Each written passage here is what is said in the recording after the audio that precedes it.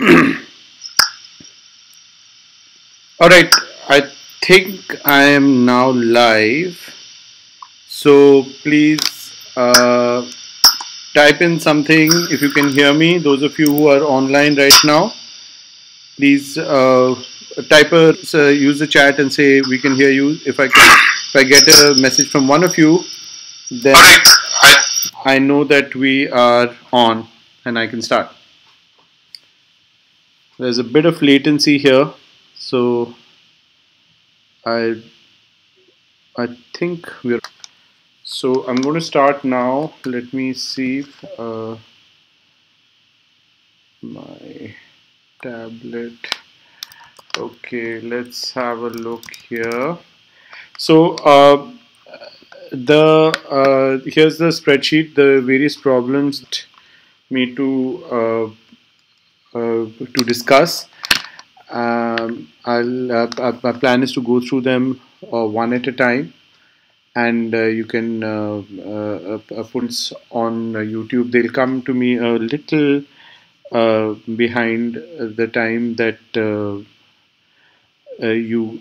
but I'll try to get to them. Okay, so let's start from the beginning. Problem set is 1 part 3. So let's look at that. So we're discussing problem set 4, exercise 1 part 3. All right. So part 3, is that what that is? Let me clarify one thing, that in this session and in the subsequent sessions, I will not be discussing these start questions. The start questions are challenge questions. They are has to do with deterministic skip list. 1, 2, 3 skip list. If you recall, in a 1, 2, 3 skip list S, given two keys x less than y in S, if h is equal to min h x y greater than or equal to 1, there must be at least 1 and at most 3 keys z in S such that x is less than z is less than y and h minus 1. You remember this this invariant from the exam, that between any two keys whose height is greater than or equal to h, there has to be at least one h minus 1, and there can be at most 3. If there are more than that, that's too much. If there are fewer than that, that's not enough. So, and the list is numbered from below start 0. So the question here was that how do you do deletion here? We are assuming it's, and as before, we assume that there are two sentinels on either side of the list, which ensure that the trivial list, the solution, I mean, it doesn't satisfy the invariant. So the question is, how do we do deletion in this scenario? So what we saw in insertion was that there's an analogy with 2-4 trees. In 2-4 trees, if you have 3 keys, when the 4th node, then that node must split and either the second or the third key must go up. And that is precisely what happens here, that if at any level h, a new key enters and you find that between the two nodes of height h above, there are now 4. So the second or we saw this in the exam. So the analogy is with the 2-4 tree deletion, and since someone has asked for me to discuss 2-4 tree deletion, what we will do is we will skip this problem right now. We will come back. Right, so in the meantime, let's see what else we have over here. Okay, problem set 4, exercise 4 part 3. Exercise 4 part 3. Okay, so this problem is to do with what are called inversions. Are a way of measuring how far array is from being sorted. We say that a pair of indices ij is called an inversion if I is less than or equal to j and ai is greater than aj. So that means that this pair is one example of a pair which is the opposite. If ai is less than j, then ai should be less than equal to j. K, then is it possible to sort the array in theta n plus k steps? Is there a standard sorting algorithm? Choose one out of insertion sort, selection sort, heap sort, bubble sort, merge sort, and quick sort. Now, the thing is that I mean, I hate to give you the answer, but I think that it's not that difficult to see that something like bubble sort should work over to sort the array in n plus k steps, right? Because what happens in a bubbling operation, is that actually at every step, every time that the bubble sort actually does you can see that one inversion is actually being reduced in this case. So if you knew that you have n plus k, if you have exactly k inversions in your array, then actually you could simply, what you would, when you have done k swaps, you would stop. And versus insertion sort, think about it and see what does the presence of an inversion mean in terms of the heap, and how is that going to be sorted out, or the absence of inversions, what does that mean? So this is something to think about. Of course, first you have to make the heap, and then you have to delete from the heap. Well, when you make the heap, maybe you lose the inversions. What happens if you make the heap in place? Most probably you're just losing the information about the inversions, but I may be wrong, so please check. A clever way of doing heap sort in such a way that the information about the inversions is maintained, I doubt it. So you should, but you should clarify that you have no, I mean, it's impossible for me to say that there is no implementation, no slight tweak of heap sort which can do it, but you have to think about it. Merge sort and quick sort, I'm fairly certain that a small tweak is never going to fix the problem. So basically what we are saying is that if I have just a natural implementation of merge sort, quick sort and heap sort, then they will not be able to work in theta n plus k time. On the other hand, sort, selection sort, maybe you can slightly tweak the implementation, and bubble sort, slightly tweak the implementation so that you can do it in theta n plus k time. But please write down the proof and try to prove it yourself. All right. So at this point, we've been going for a little while. I would like one of you to put a comment on the chat bar so that I know that you can all hear me and that I'm not just talking into the air. All right. So please let me know that you can hear this. Okay, let's go to the next one.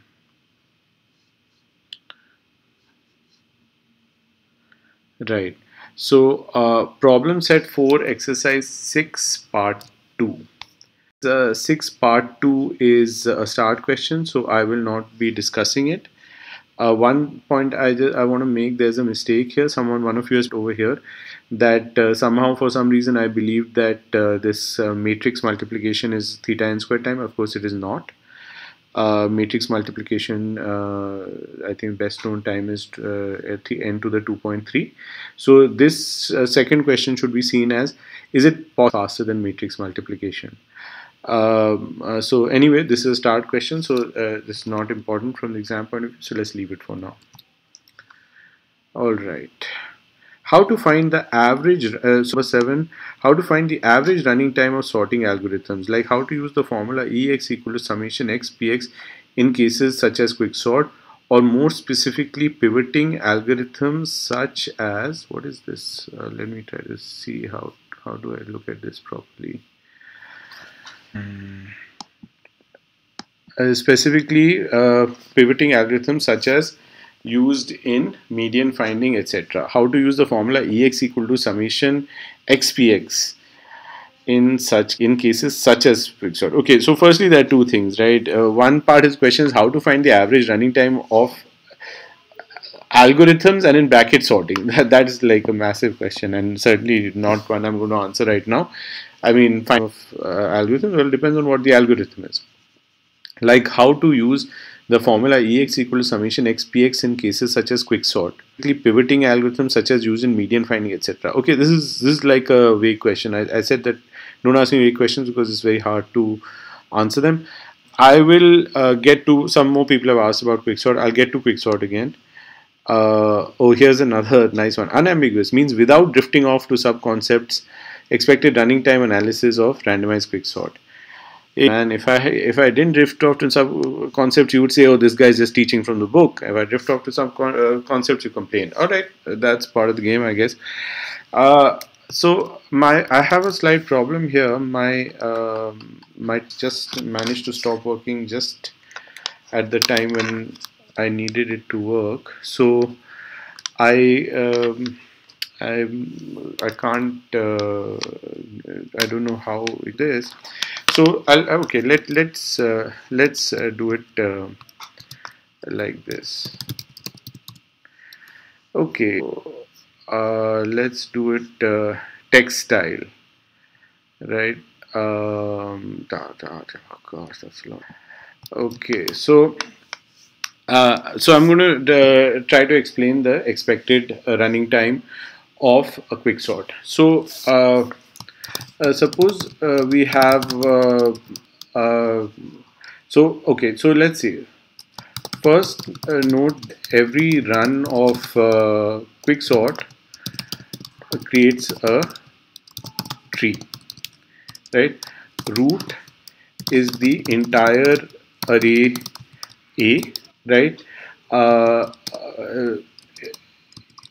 If first pivot picked is let's say P1, then the leaves of the root are the arrays containing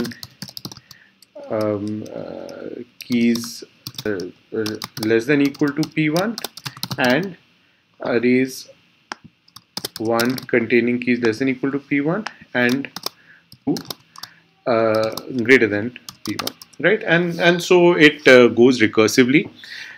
We know that quicksort creates a tree, right? I wish I could actually my this tablet's pen fell down just as I was trying to set up for this thing, and so now it's not working. I could draw the tree, but I think you understand what's going on here. That I have this whole of A, and then of A has two children. Let's call them A1 and A2. A1 and A2 contain A1 contains everything less than P1. A2 contains all those greater than P1, and then these again have two children, A1, 1, 2, and then A21, A22, right? And these are again A11, A12 is A11 contains is so A1 chooses pivot P2, then A11 contains everything less than A12 contains everything greater than P2, right? So and so on and so forth. So finally, down here, some number of leaves, right? So you have, let's say, take a particular leaf, AKJ.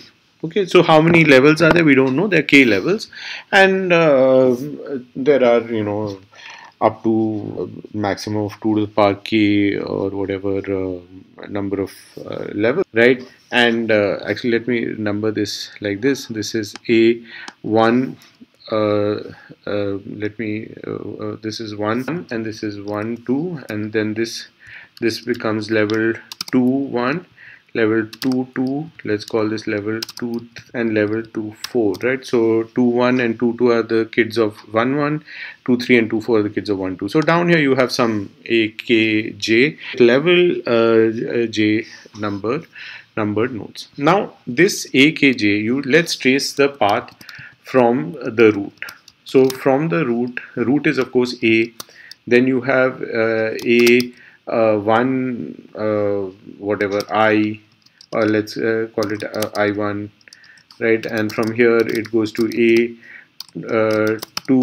I2, and from here 3 I3, and so on and so forth until you come to A K minus 1 I K minus 1, and then finally is the himself AKJ, right?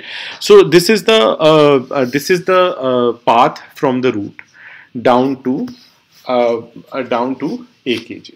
Okay, now I'm just name these guys just to make our life easier. I'm going to call it N1, n2, n3, so on and so till I have n k plus 1, which is AKJ itself. Alright. Now, Ni chooses pivot I, pivot, let's say Pi, right? N is an array containing some Ki elements.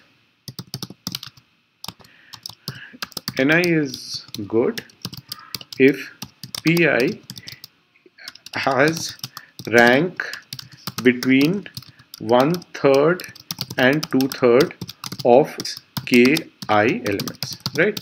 So Ni is said to, we see that Ni is a good node in this sequence if the pivot that I choose has rank between 1/3 and 2/3 of the Ki elements. So that's fine, straightforward enough, right? So clearly what we'll see is that as I go down this row n1, n2, n3, this is a probabilistic event because I'm choosing the pivot randomly out of all the Ki elements. So the probability that Ni is good is 1/3.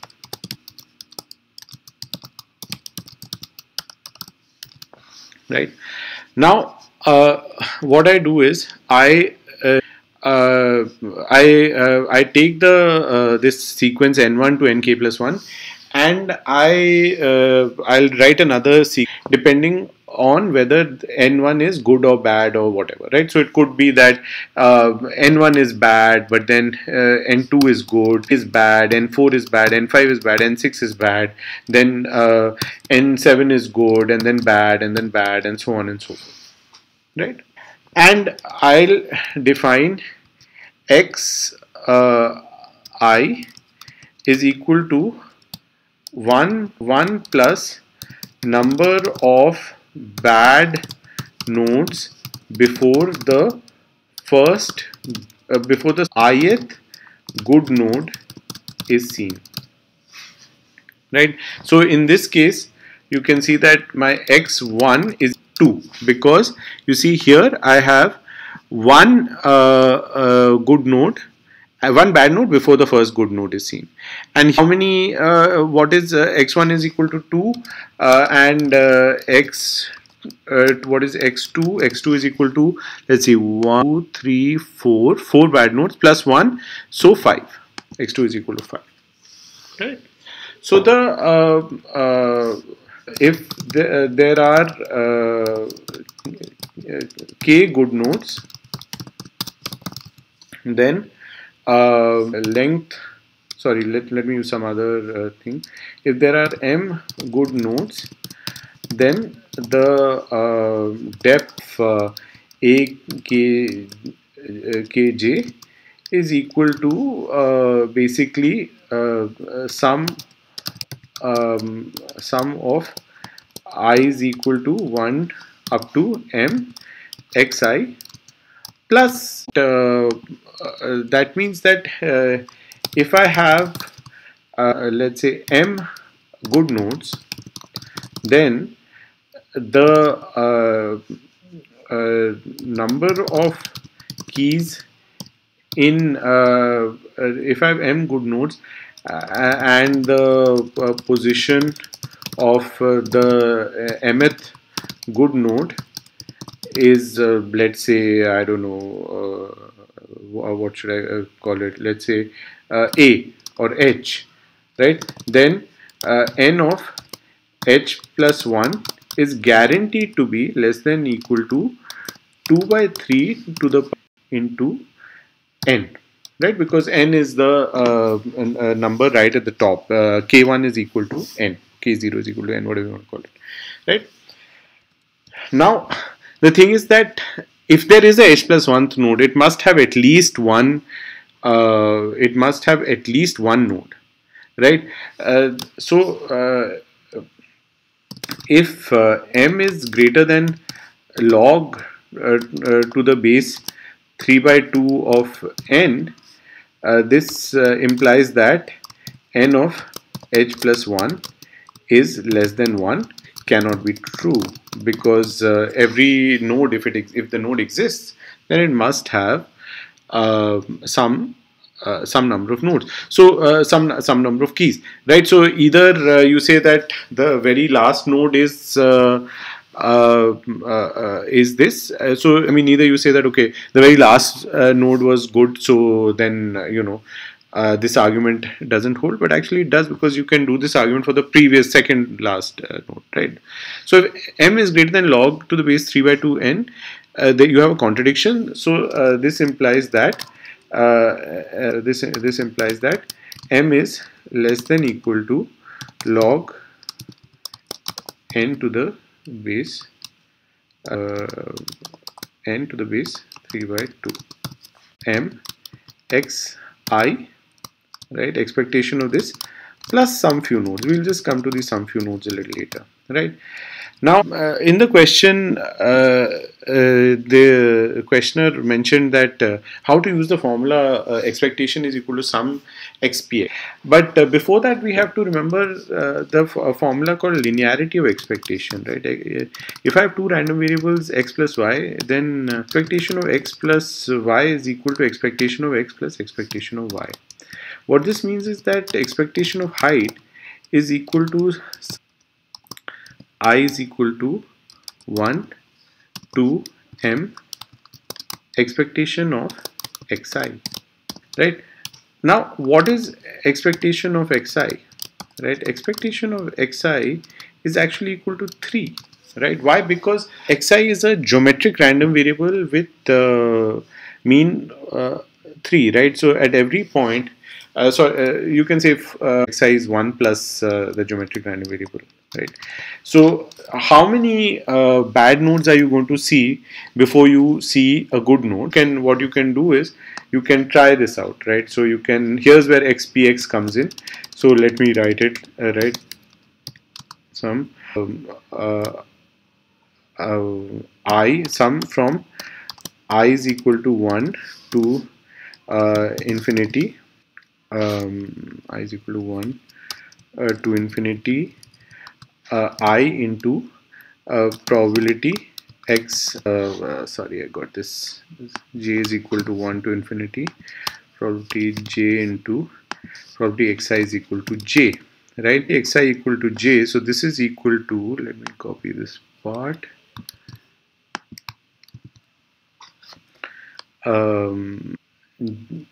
j into, what is the probability that xi is equal to j, right? That means to say that you had two, it's equal to j, that means that j minus 1 times you had a bad node and then you had a good node. What's the probability of having a bad node? The probability of having a bad node is 2 by 3, right? And you had it j minus 1 times, because these are all independent from each other, to the power j minus 1, and the last time you had a good node, 1/3, right?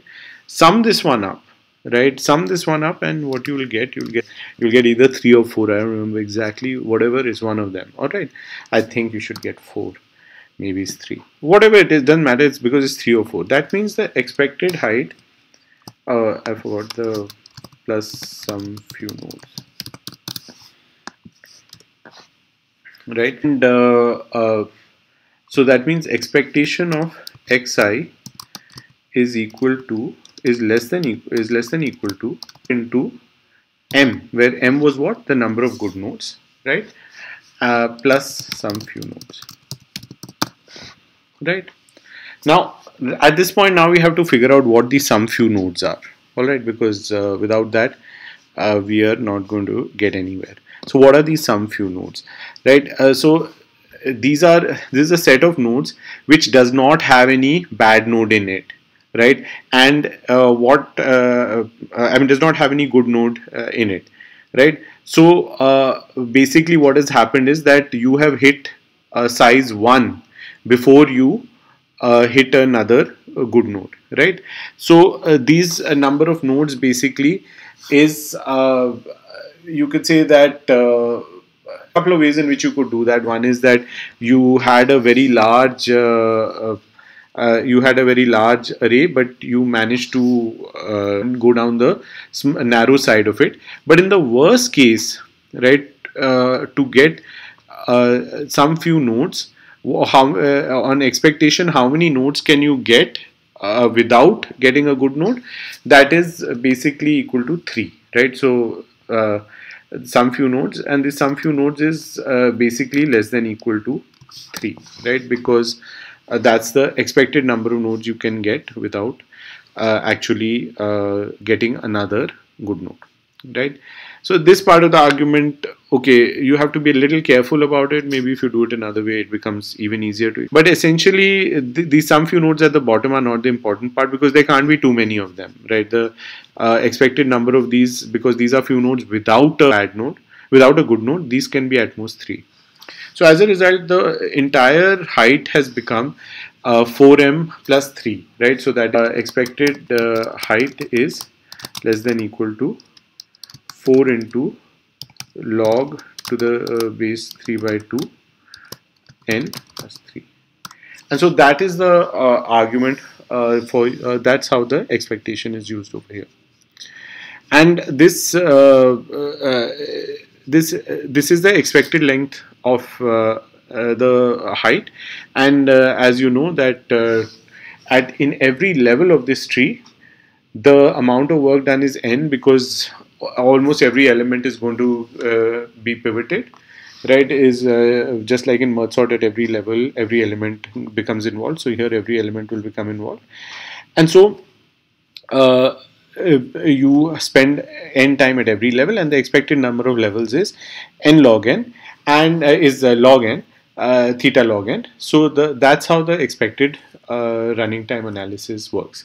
Now in the notes that I linked on the page, I take the same argument and make it a little more sophisticated to show that it's not just in expectation, but actually with very high probability the running time is n log n. And but that basically follows the same line. Class I didn't discuss this in full detail, but this is about kind of the argument. You can find it in books also, roughly this argument. It's not that difficult to see. Basically, the argument has two parts. That this number of good nodes is limited, because a good node chops down the size of the array radically by a 2/3 factor. So you can't have too many good nodes, and the number of bad nodes you can hit before hitting a good node is small. And this again, this 1/3, the middle 1/3, there's nothing magical about middle 1/3. You can do this argument in middle 1/4. You can do this argument in middle 1/6. Whatever the size you do, make sure you do it with a size which is constant, right? A constant fraction. It should be a theta 1 fraction, not a little o. In that case, the argument will not work, because getting a good node, the probability of getting a good node will become little over 1. Here the probability of getting a good node is theta 1, gives you the win in this case. Alright, hopefully that's clear. We're going to have one more session. You can ask me for it again if you like. Phew, alright. Okay, clear. Let's see what's next. Clear relation between running time of sorting algos, which we related to number of comparisons, lower bound on the number of bits we need to output at the end of the sorting algo. Okay, I'll tell you what. About this one, let's put it this way, that NAM type concept, don't worry about it.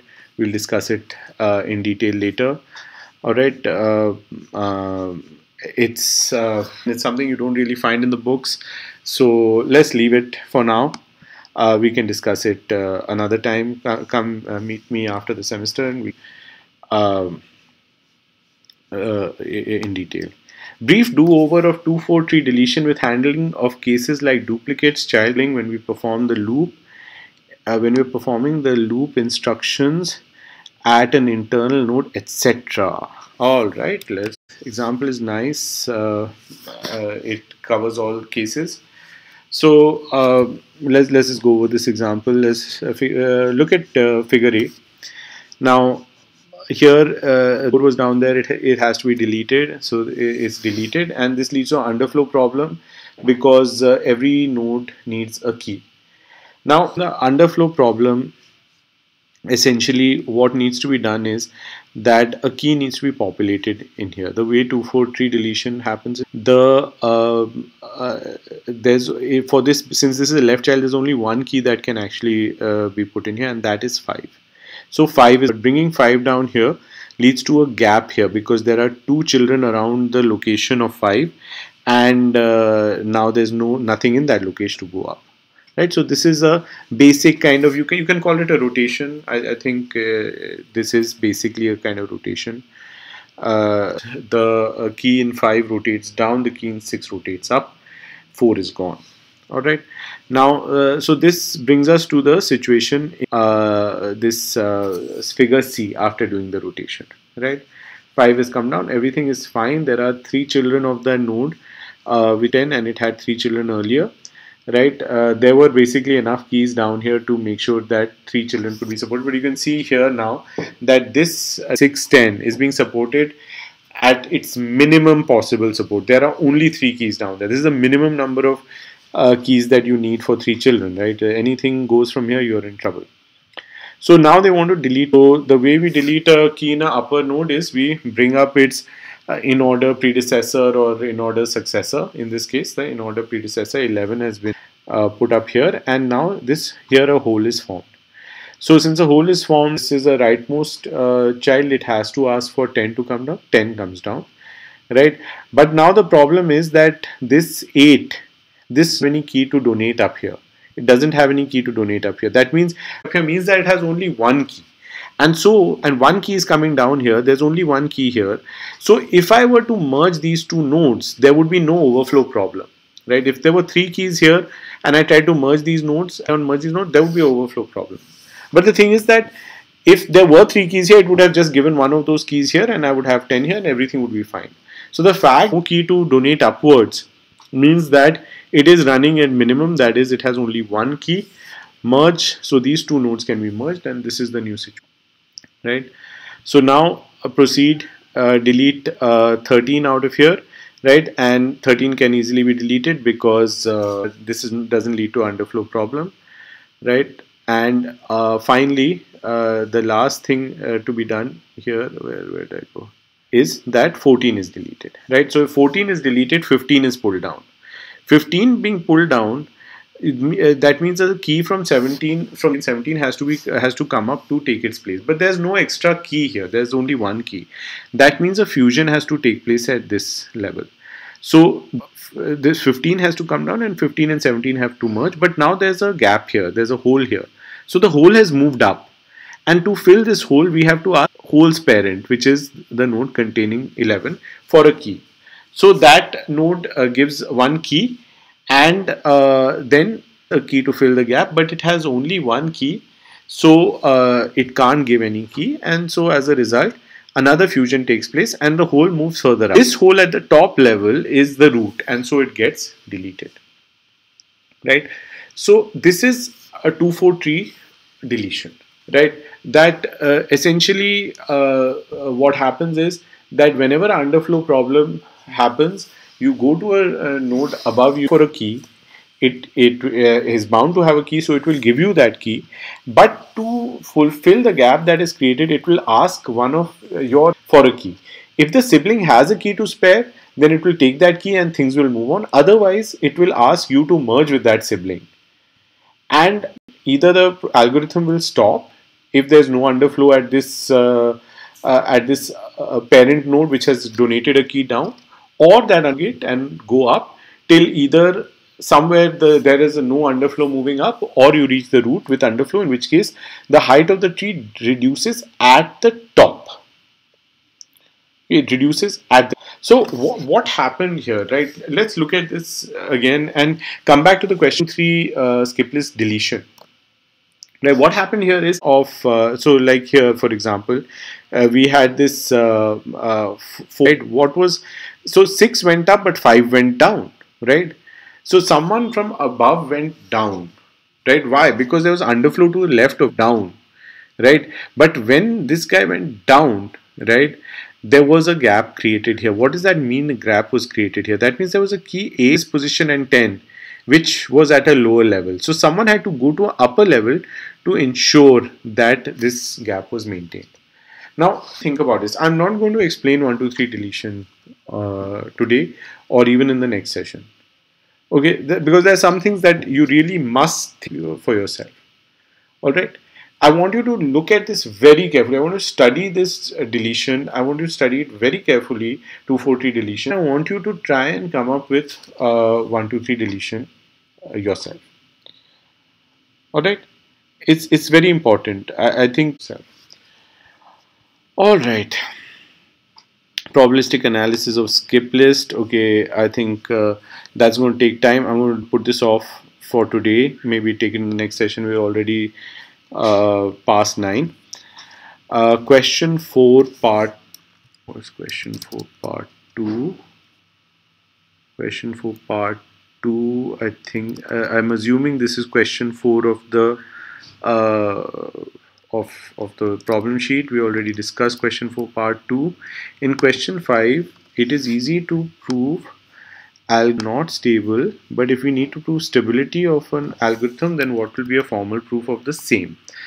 Okay, so this was actually something that I did kind of discuss in lecture, but I'll roughly tell you again. Basically, what you have to do, you have to, if you want to write a formal proof of that, you have to make a look at the order on the secondary keys.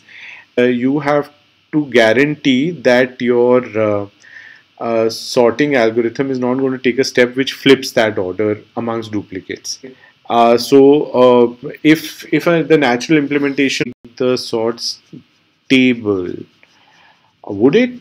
Maybe it would. Okay, if you think that it would, then I think you can write that. I sort of have a doubt. Maybe not. I doubt it. Okay, so if you can write it, please do write it and write it up. Write up a proof and send it to me. I'll be happy to share it with the rest of your classmates. Okay, problem sheet 4, exercise 2. Okay, we discussed that briefly. I think the first part, just a small example is good enough. And second part, I think we already discussed it. Discuss question 6 in problem sheet 4. Oh, that's a long one. Okay, so I'll tell you what. This next time. Let's mark that. Explain the solution. Exercise 2. Exercise 2 is start. You don't worry about it. I'm all problem 5 of the latest problem set. Seriously? Come on, man. Try. Okay. So the duplicates. So all right. Maybe we will discuss this again in some detail next time. Let me just mark this for next time also. Problem set 4, question 4 would be full. I think we already had that discussion. Height of randomized, how did it come to be log 3n? Okay, so that's been discussed. Can you outline what all topics in the examinations with regard to those discussed in string processing? Why B trees, RB trees, plate trees? Dude, what are you smoking? What I discussed in class will come in the exam. That's all there is to it.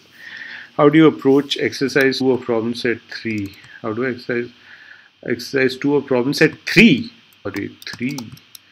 Okay, let's see. 2, oh, now we get these.